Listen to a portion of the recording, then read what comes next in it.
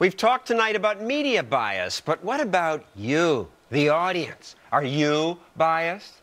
I don't mean you specifically since you watch our show. You're brilliant, open-minded news consumers. I'm talking generally about the audience that watches news. Bernie Goldberg's book, Bias, was a huge bestseller.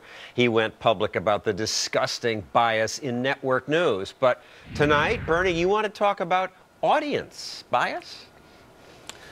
Yeah, we live in a polarized media culture. Is there bias in the news? Yes. Is it mainly liberal bias? Absolutely. But there's also bias on the part of the people watching, on the part of the viewers. More and more, I think, people who watch news and opinion want to get their own biases or opinions or views, however you want to describe it. They want to get them validated.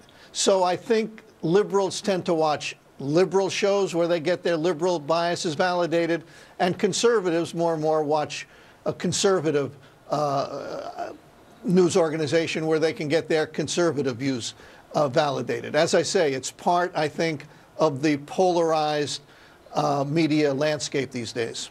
And this didn't used to be an option for viewers, of course. There was just sort of the slightly liberal, or as I used to say, the New York Times gives you the full spectrum of opinion from the left to the extreme left.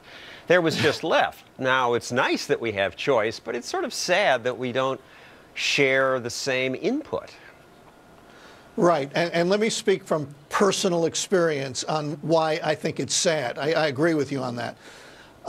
When I go on TV or write something on my website, bernardgoldberg.com, that conservatives like, I literally, and I mean literally, get love letters. You know, Bernie, you're great, we love you, keep up the good work and all that. But when I stray from the conservative plantation, I get hate mail. And I think the conclusion I've come to, John, is that while liberal orthodoxy is not an attractive thing, liberals don't have a monopoly on orthodoxy. There's also a conservative orthodoxy, and it is no prettier than liberal orthodoxy. And in terms of liberal orthodoxy, as someone who lived even longer in it at ABC than you did at CBS, I mean, I certainly saw it when your book came out. Because your book wasn't just a bestseller, Bias. It was a huge bestseller. And it was about us and network news. And so you would think those people at ABC would read it if just to disagree.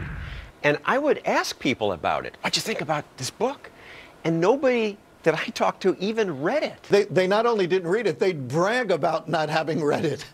As people brag about, oh, I don't listen to Rush Limbaugh. I know he's disgusting, so I don't listen. So, I mean, I watch MSNBC and CNN because I want to see what other people are saying. Now, maybe I do that because it's my job, but I would like to think if I weren't in journalism, I would still do it. But most people don't.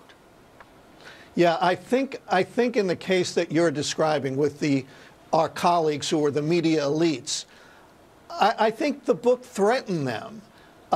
For years and years, they had something resembling a monopoly on the news.